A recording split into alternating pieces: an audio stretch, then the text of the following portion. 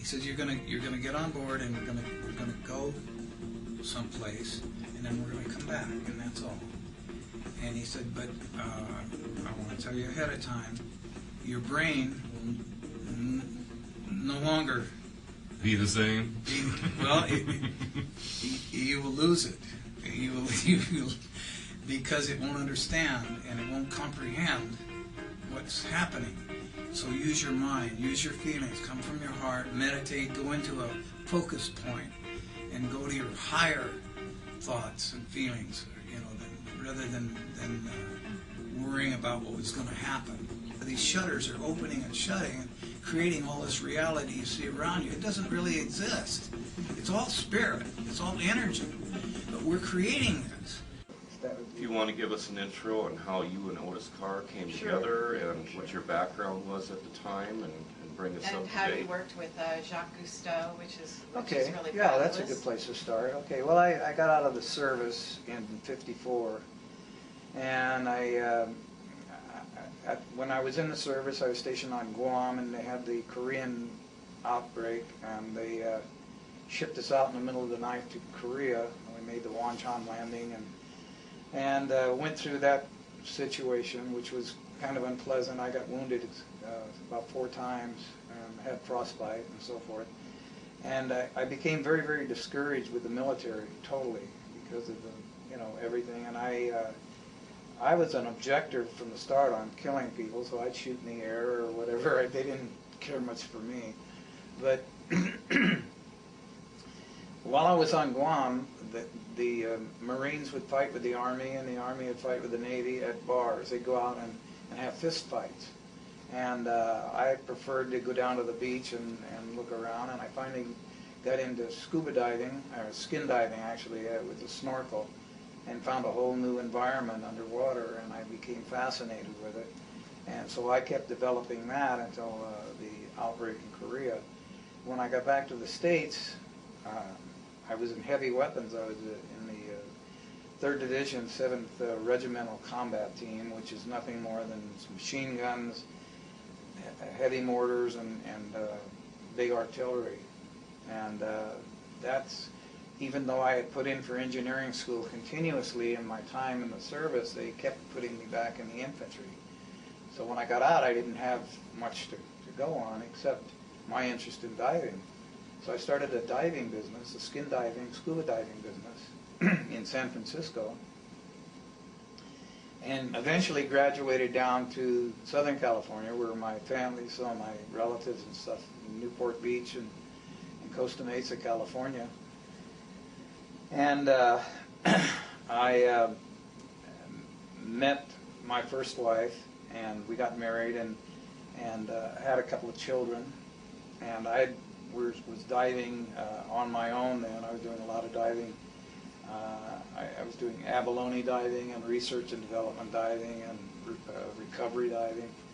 And it was going along well, but my wife didn't like the idea that I'd be away for a couple of days on the boat and stuff, because the kids were growing up and they needed their dad and so forth. So, to make a long story short, I went to work for the manufacturing plant at that time for U.S. divers. Was located in Costa Mesa or Santa Ana, and so I went to work for U.S. divers, which had developed the scuba, Jacques Cousteau's scuba gear, and they right away we hit it off because I am constantly a researcher and developer myself.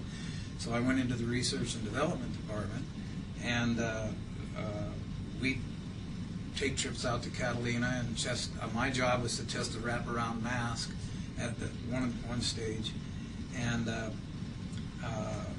anyway, I got really involved with that, but we'd stay out longer and longer on research trips. And my wife was getting very insistent that I get something a little less dangerous and a little more domestic, home. So she found this ad in the paper. It said there's Advanced Kinetics is advertising. They need lab techs, laboratory technicians, and research technicians. Why don't you go check? because your interest has always been in science, and you're always off. When I get home, I'm always tearing things apart and stuff. So I went over there, and it was lunchtime, and everybody was out to lunch. I was walking down the hall, and I passed the director's office, Dr. Weinhardt, and he said, "Well, what are you doing?" And I said, "Well, I'm looking for a job." And you had an ad in the paper, and he said, "Well, they're all out to lunch now." He says, "Come in, let's talk." He said, "What have you done, and where's your background?" I don't have any credentials except bumblebees and lizards and things that I've studied, and I found out that there's quite a bit of credibility to natural law that I apply to things, and it always works. So he said, "Magnetics, you're interested?" I said, "Yeah, I've studied magnetics all my life. I love it." And well, you know, coincidentally, the guy that was working on our magnetic project just couldn't. He just left, and come to work tomorrow morning. You're going on the magnetic project. I said, "Fine, great." So what it was I had a bench, workbench, and there was a cathode ray tube, you know, firing electrons, and I had an oscilloscope mounted with a camera, high-speed camera, high-speed everything, and through a magnetic field, I was firing these electrons. And he said, "Take pictures of them. The idea, your goal is to get one electron completely through the field without deflection, without it being pulled to the positive or negative."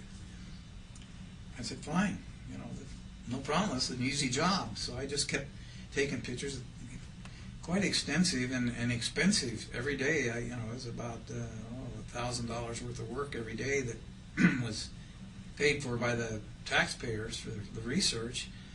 And I started questioning it. And my affiliation with nature told me that they were using force.